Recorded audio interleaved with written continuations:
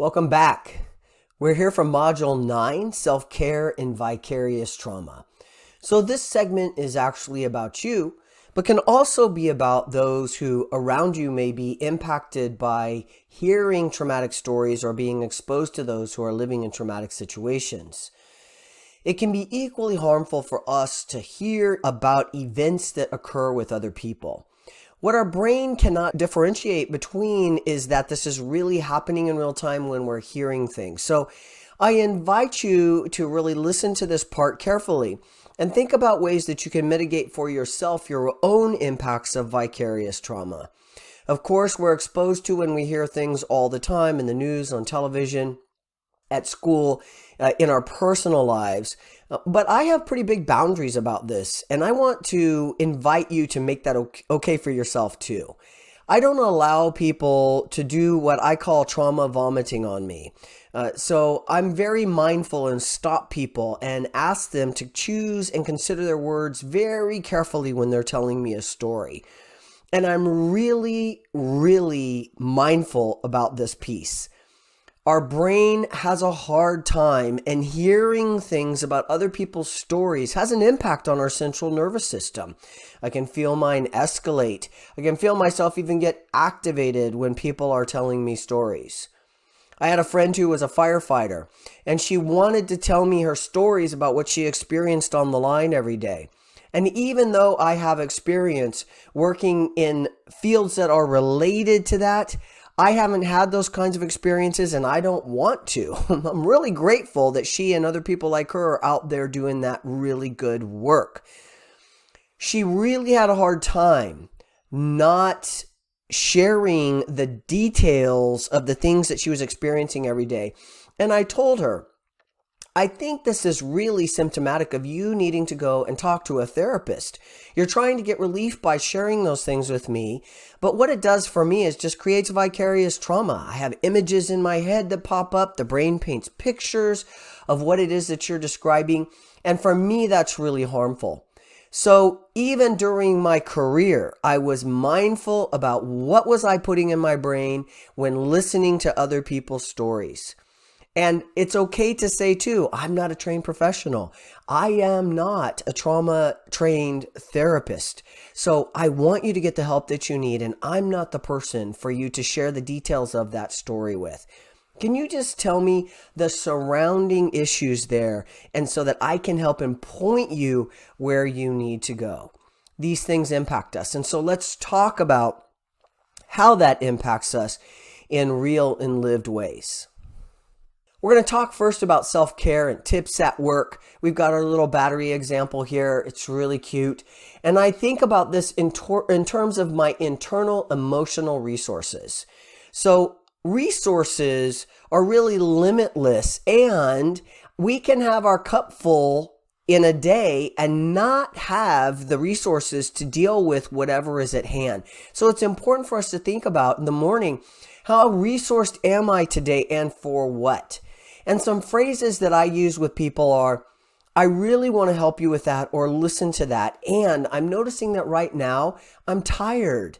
I'm not really fully resourced, and I care about you. So I want to hear what you have to say. And can we do this a little bit later when I'm feeling more resourced, or even tomorrow? And that's okay, right? Resources are limitless in that we can resource ourselves with a good night's sleep, proper food, lots of hydration, getting outdoors, doing the things that we know that are really good for us. And there's also times where our resources are low, and that's okay. It's okay to say that. So the things that we need to understand are what actually activates us as individuals, and what are our personal warning signs. I know for me, one of the things that I just can't hear about is animal abuse of any kind. I know it happens. I know it happens a lot. And I am not a person who can hear about that. It's so disturbing to me to hear any kind of details related to that. And you know what? That's okay. I don't need to hear about that. I give to organizations. I support our local shelter. But the details of it get in my brain. And then I ruminate on those things. Rumination is the playing over of the video in one's mind.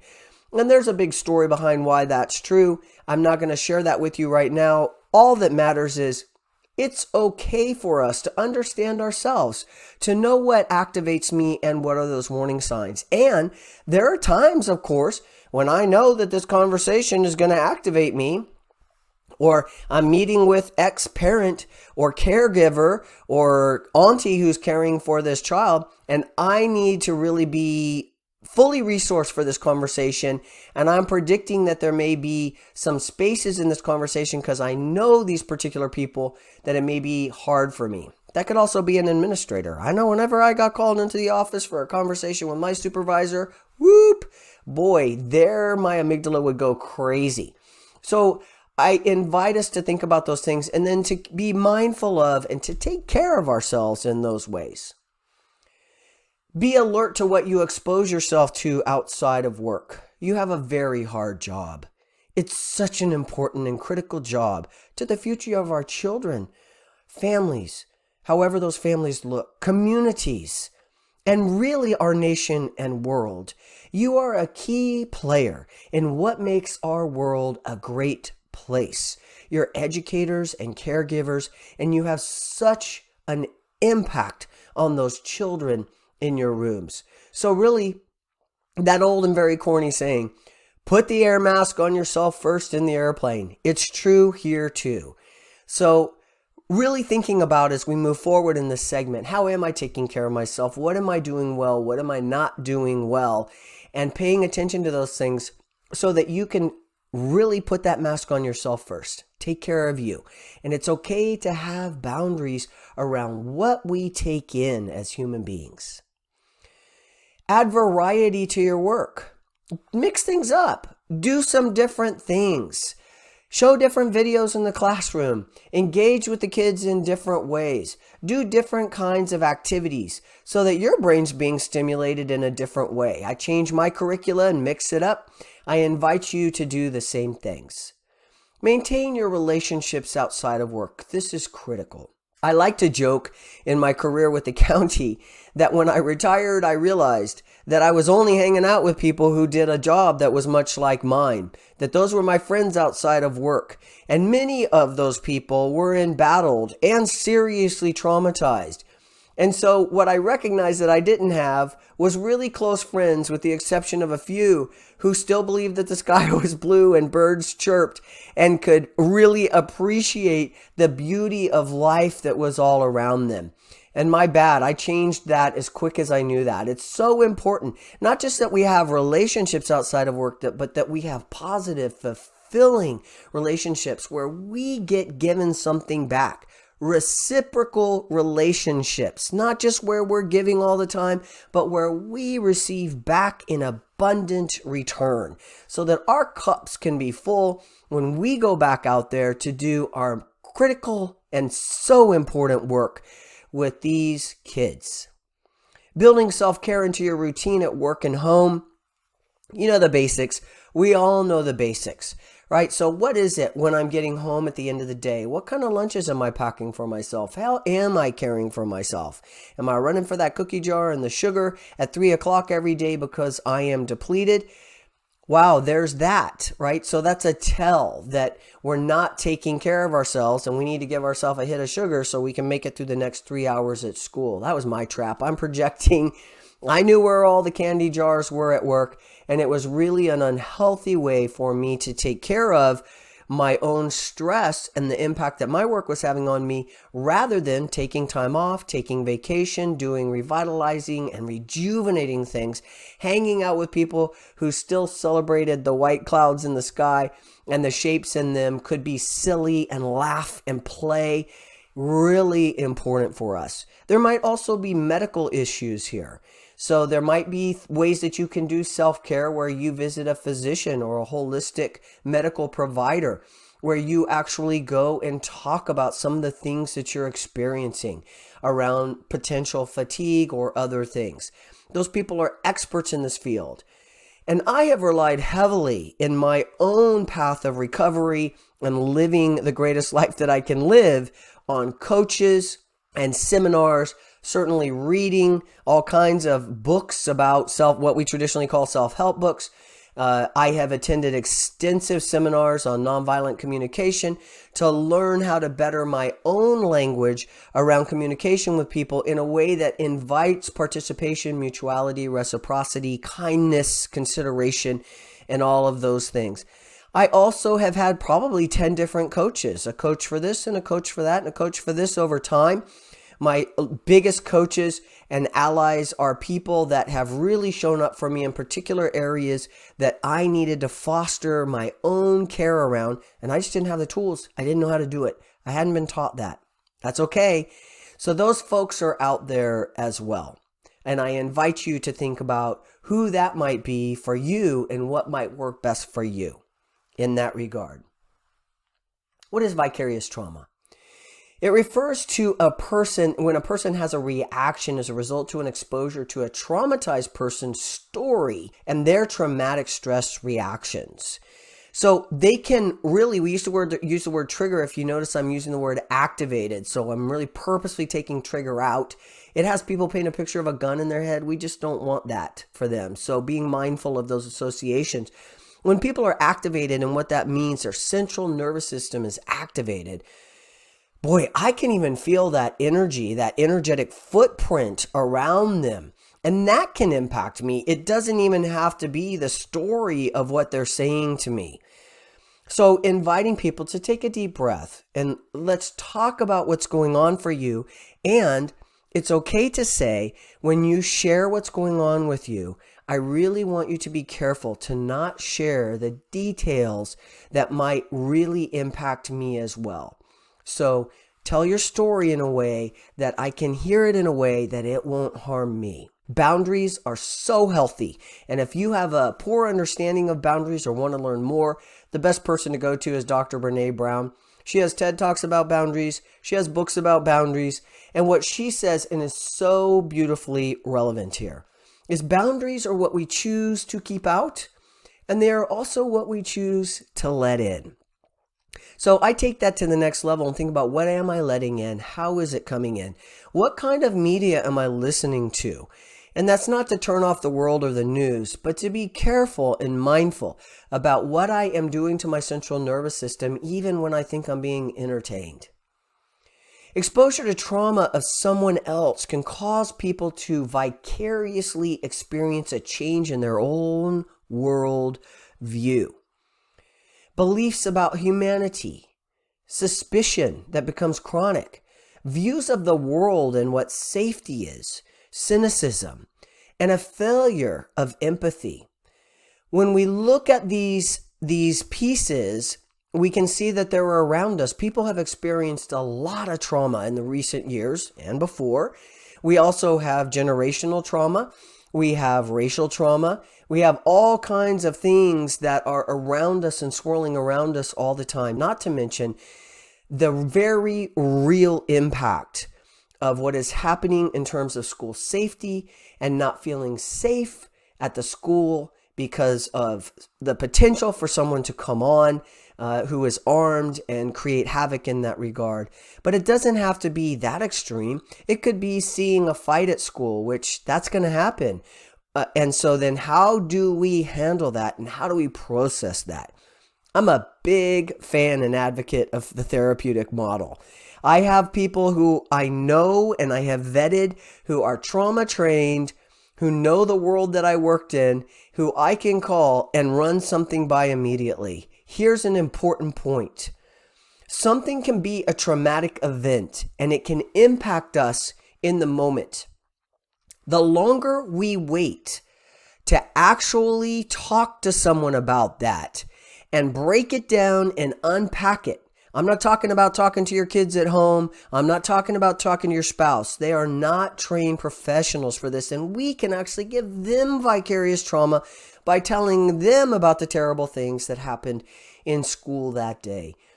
So I call a therapist or a coach or whoever is related to this, someone who is trauma trained. Now, in my work in Ventura County, we had resource to EAP, the Employee Assistance Program. I am sure that you have something like that, and it is okay to interview therapists and to talk to them and to see if they're a good match for you.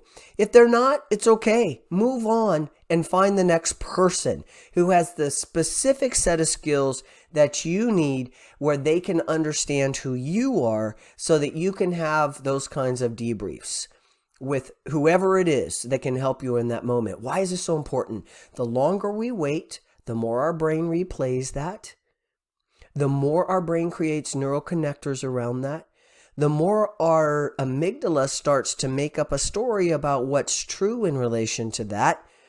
And then that gets practiced in our brain more and more. We replay that story, that rumination. Man, is it powerful. When we were cave people, it helped us stay alive. I remember when that bear was running towards me, and here's the things that we did, and we replayed that story and we told it around the fire. That was about survival. When we're hearing about those stories now, they're not necessarily related to our own survival. This is someone else's story. It's not mine.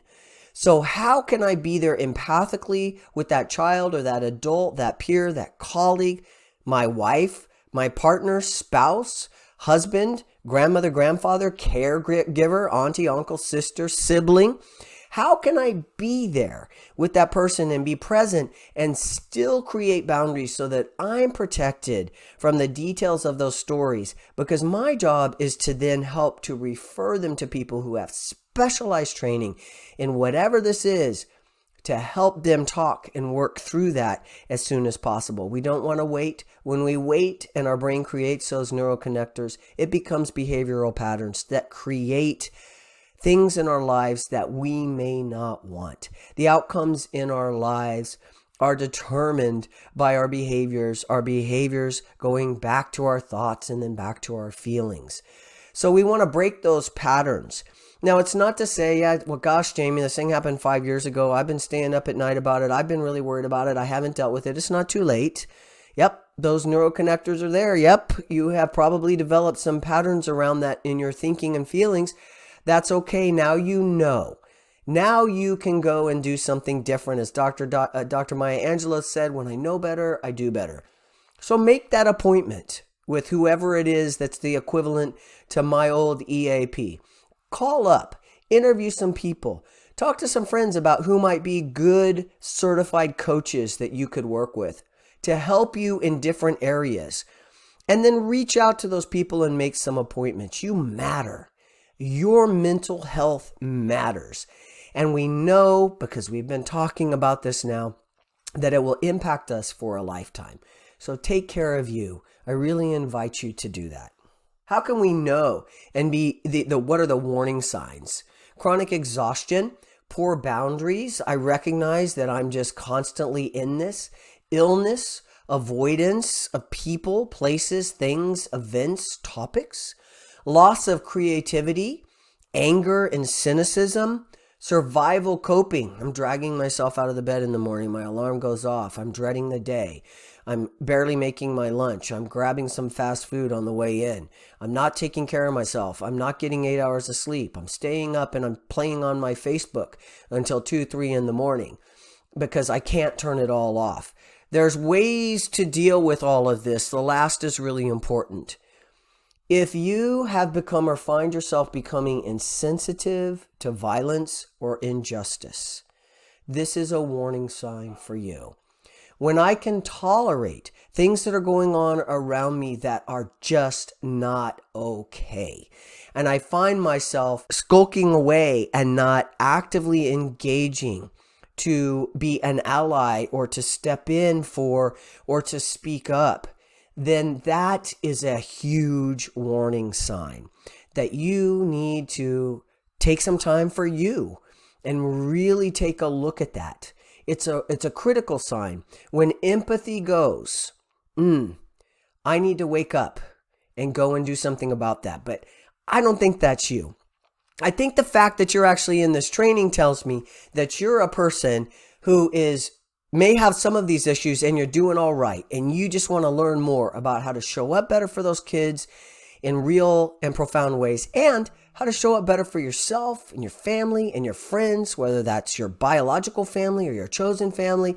How do we show up for those folks? But most importantly for me first, I got to take care of me, and then I can be present for you. What are other signs and symptoms of vicarious trauma for my colleagues, staff that I might be working with?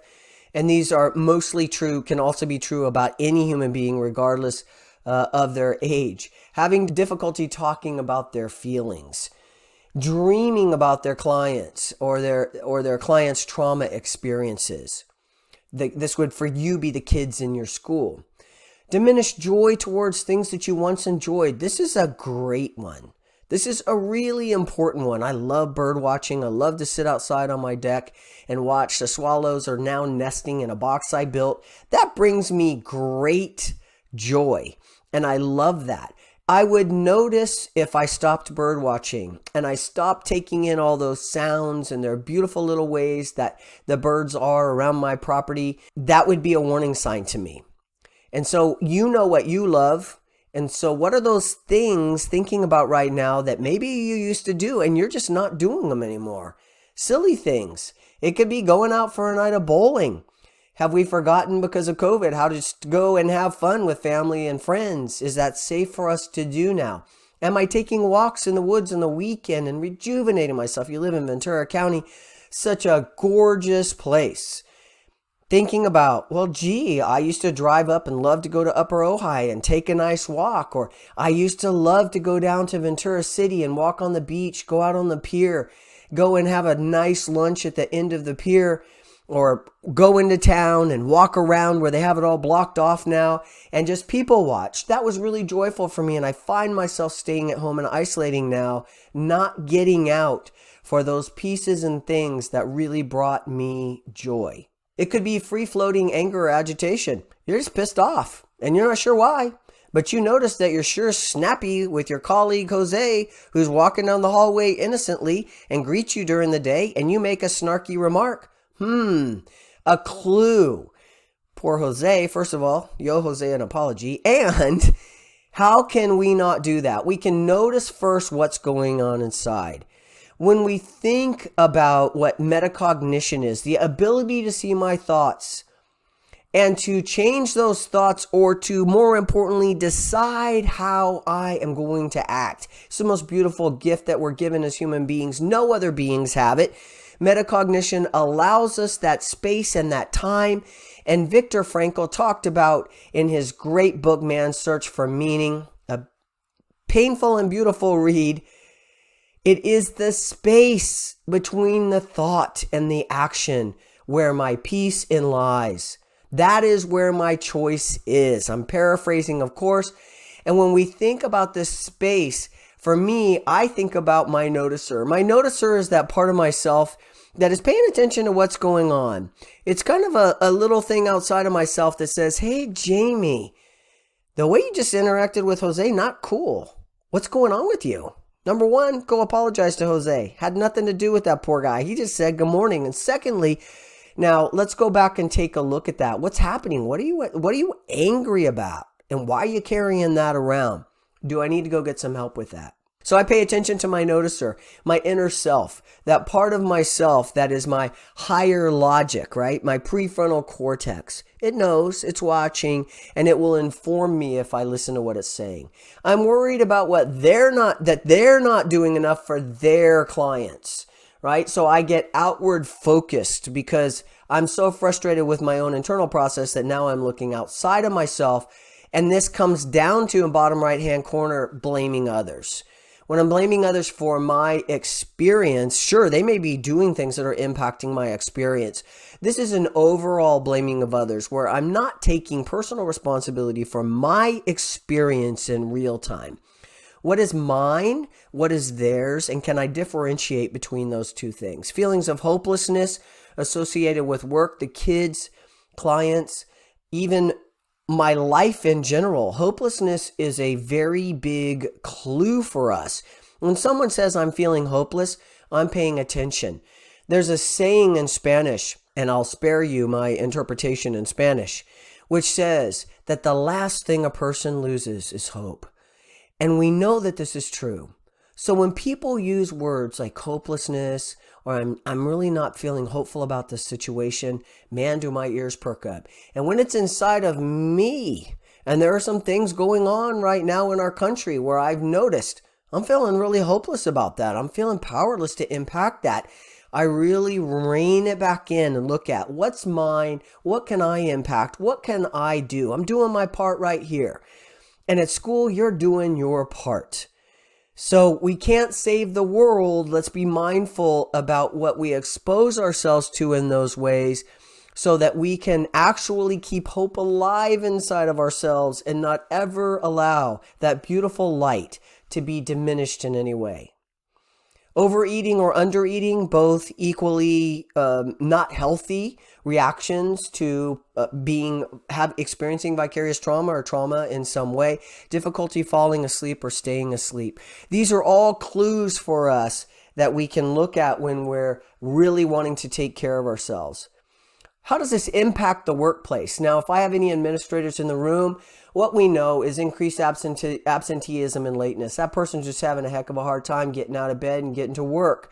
This is where it's incumbent that we sit down and have conversations with people and say, hey, I'm noticing this pattern and I'm concerned about you.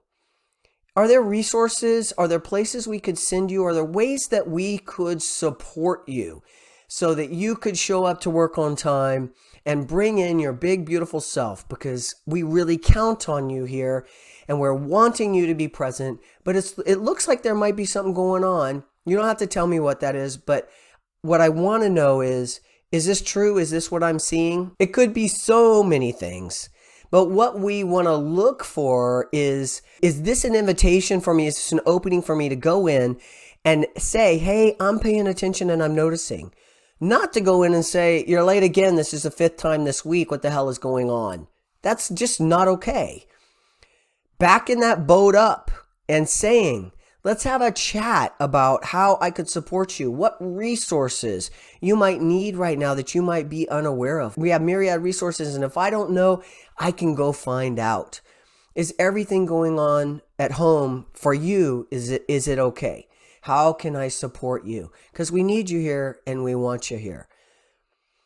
High turnover of personnel, always a sign. Lack of individual initiative, right? That person just burned out. They're doing what we call quiet quitting. They're sitting at their desk, just doing that thing. If this is you and you've discovered that, again, I invite you to go and talk to someone about that.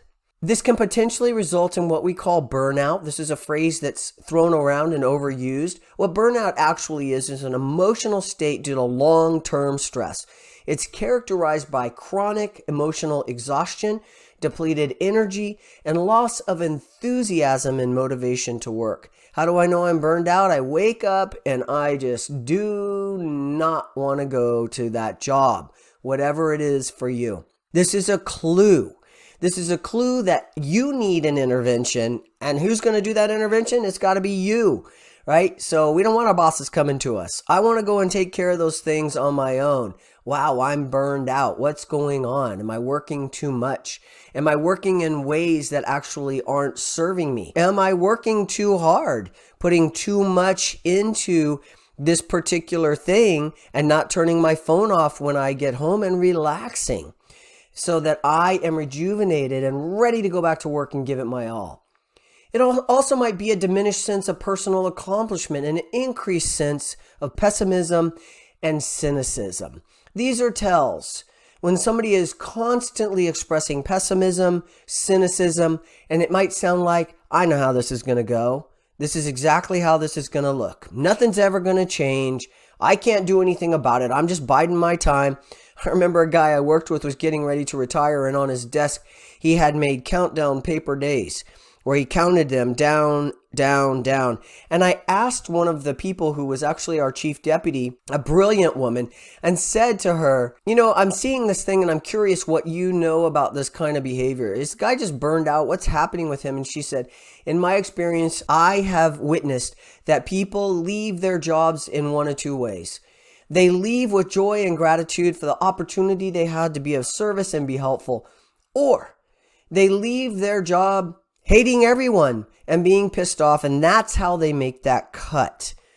I heard that and it impacted me deeply. And I promised myself that when I left, I wanted to leave because it was time to go, but not because I had waited so long that I hated everyone I worked with and I couldn't stand my organization, and to make sure that I was doing the things to take care of myself. Now, are there situations where that's impossible? Yes, there are. Of course there are. Are there situations where we might make some considerations about how to change things up? Moving classrooms, maybe moving to work under someone else, taking care of those needs for ourselves if we can and we have those opportunities. That it can be one answer. The other answer can be some simple things. Am I eating right? Am I getting enough sleep? Am I drinking enough water? Am I limiting my caffeine intake? Am I taking care of my own personal needs? Am I hanging out with people who are lifters, who are people who actually lift me up and support me and are there for me? Or am I hanging around people who are doing the same trudge and I'm getting nothing out of it? How do I pay attention to this? I notice my energy around people, and I don't spend a lot of time with people who really are that what I call pull and drag, right? Those drag people. I'm mindful about that when it's chronic and over time. I'm not talking about my friends or family, my chosen family, who over time have issues. That's completely different. I'm talking about the person who has bought wholeheartedly into this is how it is and this is how I am and life is a drag. And even if you gave me $1 million, I'd find a way to complain about the taxes I'm going to have to pay on it and be bitter about that. So some of this takes some bravery on our parts to recognize what is mine, what is coming from the outside, what can I control in my environment, what can I do to actually make it better for me in the short term so that I can make it better for those precious little souls who are sitting in my classroom. How can I show up for them?